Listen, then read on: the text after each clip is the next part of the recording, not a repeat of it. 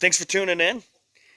Please hit that subscribe button. If you like our channel, hit the subscribe. If you like this video, please hit the like key. If you dislike the video, feel free to dislike. And as always, leave your questions and comments down below. That really helps us out with the algorithms for getting our content seen. This is Matt with the Low Cash Homestead. Thank you very much. Have a great day.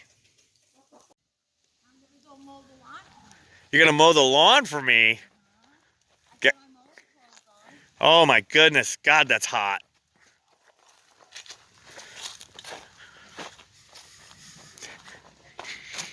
You dress all hot and then you're going to operate heavy equipment.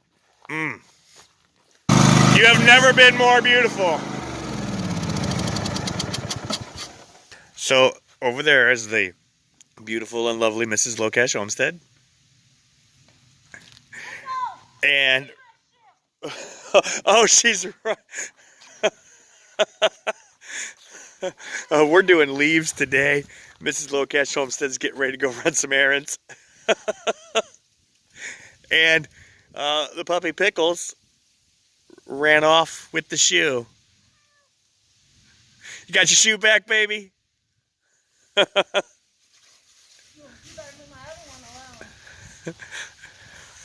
Let me show you the matching shoe.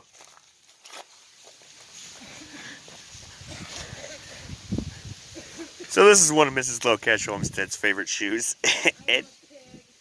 and she was changing her shoes to get ready to go run her errands, and Pickles the doggy ran off with the shoe.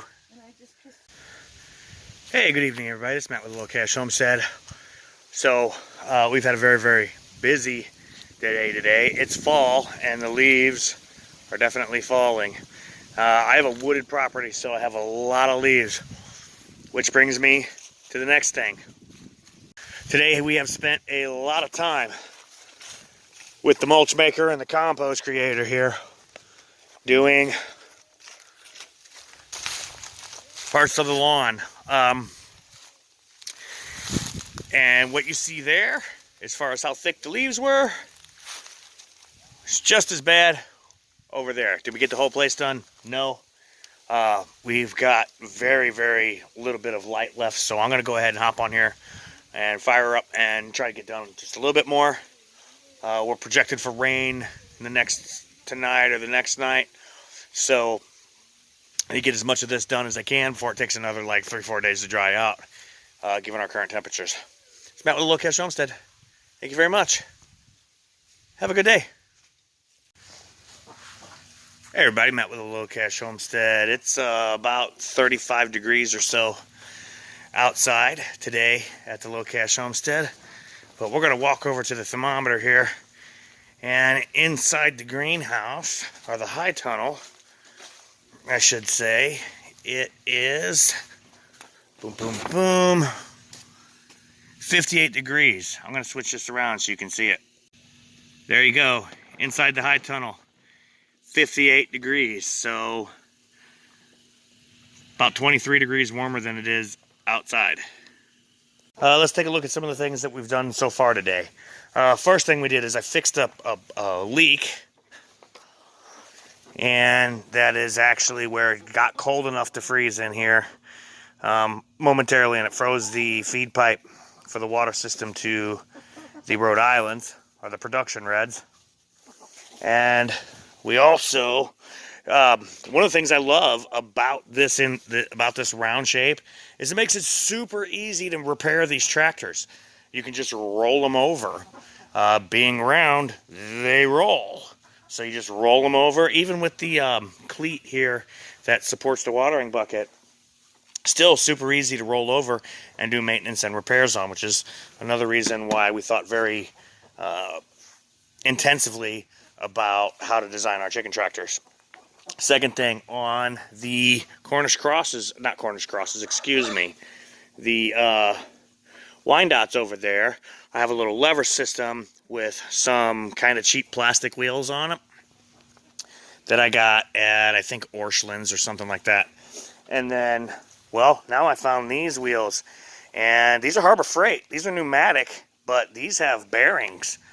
inside of them. And then so what we did is we just used a 1/2 inch lag screw or lag bolt, whichever one you want to call it. This is a 7/16 washer right here, and then there's a 1/2 inch washer on the back. The smaller washer will fit down into that mostly. I actually just took it and ran it 2 turns on a bench grinder, and you know, bench grinder is a lot slower speed, but took off just enough of that washer on the edges so it would drop down in there. And then since these have bearings, you need a washer in the front and a washer in the back to keep those bearings on. And then that's a 1/2 inch lag bolt, so I just ran a pilot hole and then used our impact gun to run those in. Makes moving this cage a lot easier. Now, when I put the wheels on that cage over there for the Wyandottes, they were much smaller. These birds are much bigger, so I am not concerned about that little bit of a gap. Could a snake or something get in there? Yeah, maybe. Well, yes, a snake could get in there, but they're inside the high tunnel for the winter.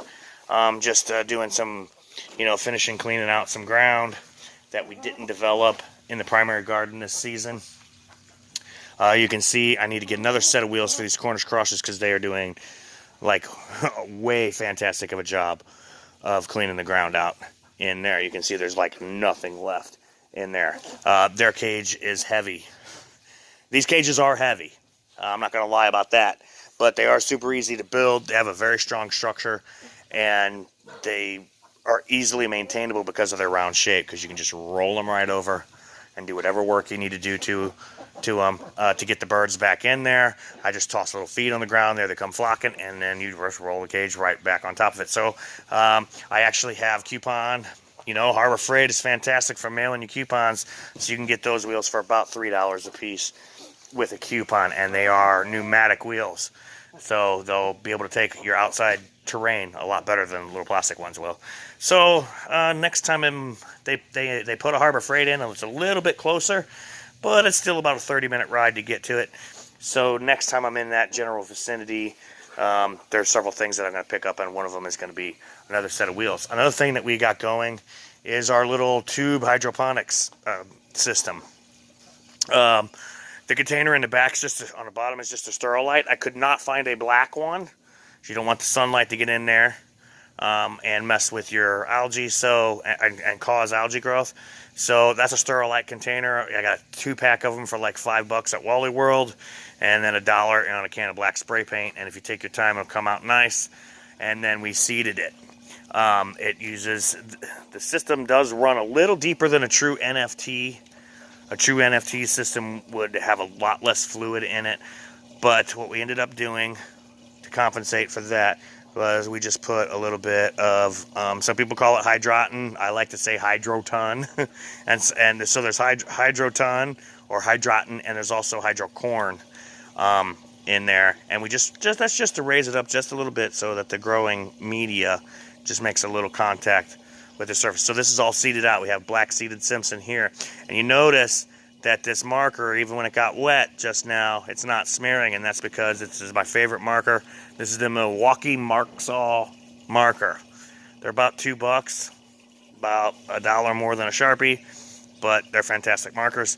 So we have black seeded Simpson, Giant Caesar, Sylvia, 4 Seasons, and then it repeats on the second row. And then down on the bottom row, we're doing a little bit of an experiment. These are mostly leaf lettuces. These are head lettuces down here. So we have our Paris Island romaine, 18 sites of that. And then we have an igloo and an iceberg. And the igloo and the iceberg, those are head lettuces versus leaf lettuces. And I'm just trying them out. And we got this all set up and seeded out. And we put a level on it because with hydroponics, especially in a system like this, where it's a round pipe, the water level isn't exactly an NFT system, so you got to make sure that they're level, you know, on these flow-through type systems. If you were using a bottle bucket, well, your drain system is going to have to be, you know, a little bit higher on one end than the other to get the water to flow. But with a bottle bucket, you're not flowing a source of water, you're just dripping it down, and then it's draining out. I think that's a little bit less critical.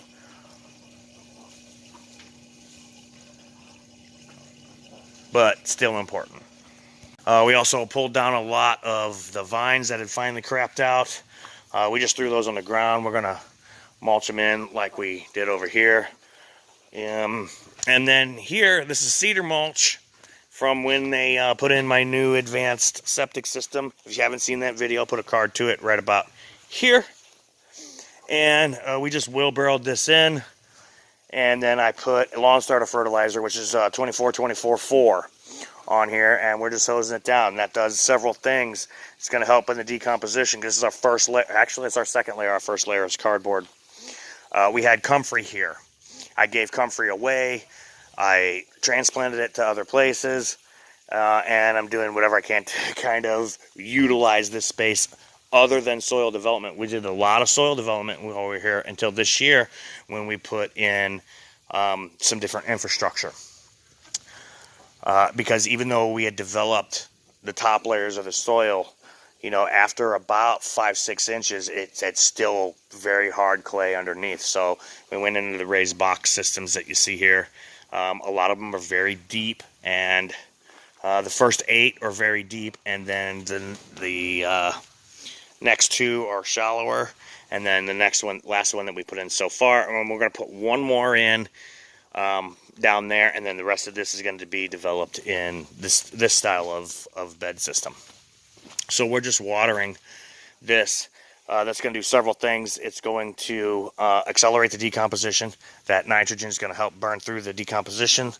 It's going to create heat or release heat, and it's also going to release carbon dioxide. So every time I'm in here and I'm topping off the chicken cages and watering in the spinach and things like that, because I do have a few two boxes in here that are not on drip tape. And we will add drip tape, but that's gonna come later because we're gonna kind of redesign the watering system. The watering system that we used is great, other than I cannot isolate each individual box and give it, you know, let's suppose that I wanted to use some kind of proportioner to give it the exact amounts of nutrients that it needed. Well, I can't do that per bed. I can do that like, you know, control 1 and control 2, but I can't do that for 8 different controls. So we're going to redo that. That's not a priority at the moment.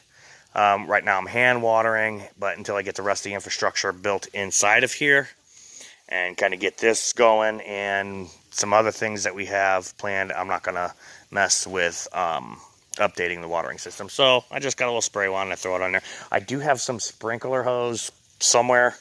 It's in one of the garden sheds. I hardly use it, so I'm not exactly sure where it is right now. Okay, so that's what we've got done so far today, and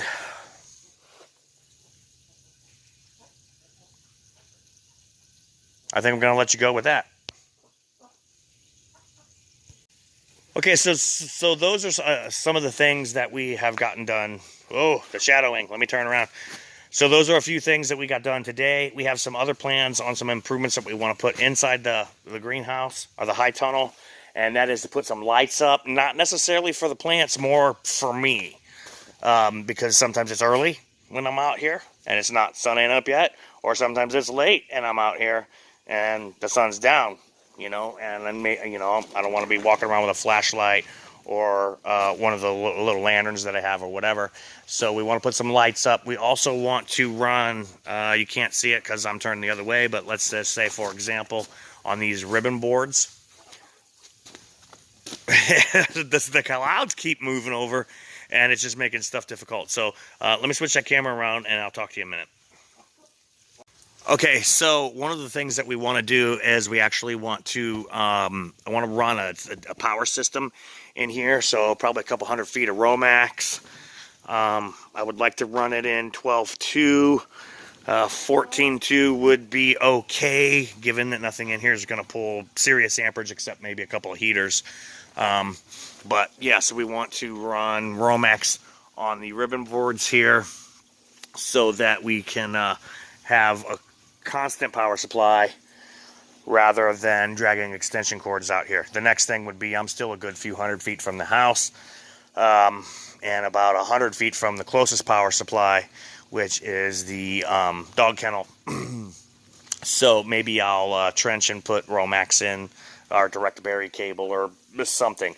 But sooner or later, That's kind of on my put off list for now. It needs to be done, but it's not a huge priority at the moment. But I am going to have to get power supply out here so that I can run pumps and things like that. Because after a certain point, my NRCS contract will be considered fulfilled, and then I can do basically whatever I want in here. They have stipulations, of course, that you have to meet, but I'm not really that far away from my contract fulfillment date. So once that happens, I'll be able to add a lot of other infrastructure that we want to put in here.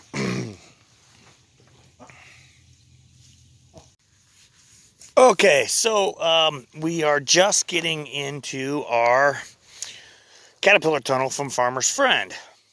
I've had it for a couple of weeks. It's been sitting here. I wanted to have that one done first.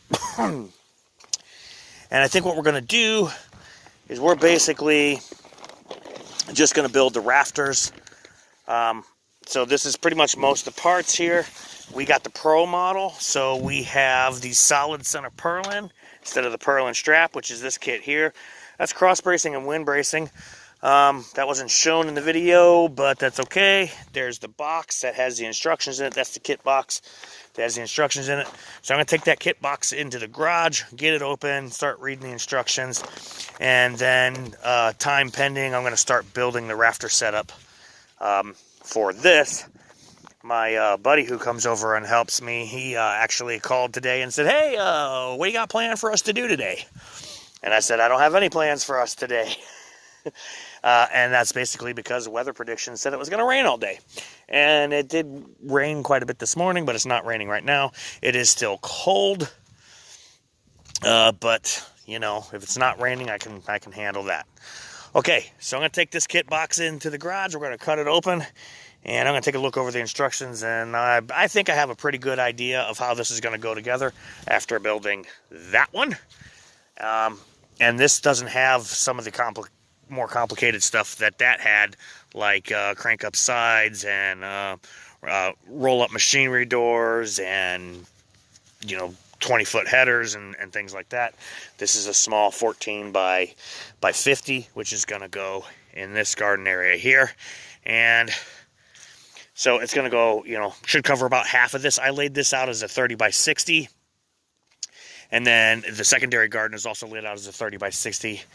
And that's done for purposes of qualification for more equipment. But we're going to put the caterpillar tunnel here. And we started filling this with yard debris. And it's pretty deep. And I am nowhere near done. I got the front yard, part of the front yard done, and then it stormed, and there's leaves all over everything again. We also ordered a part for the chipper shredder vac. I did say that I bought that used at a good price on Facebook Marketplace, but it was missing the deck adapter boot. And the owner told me I accidentally ran it over and cut it to shreds, so it was useless. So I ordered a universal one from AgriFab, and then we'll have to cut the deck design into it. And I measured the deck, and it's going to be close, but I think it's going to work. But this is what we're going to get into. This is Matt with the Low Cash Homestead. It's another thing we're working on today. Thank you very much. Have a great day. Thanks for tuning in. Please hit that subscribe button. If you like our channel, hit the subscribe. If you like this video, please hit the like key. If you dislike the video, feel free to dislike. And as always, leave your questions and comments down below. That really helps us out with the algorithms for getting our content seen. This is Matt with the Low Cash Homestead. Thank you very much. Have a great day.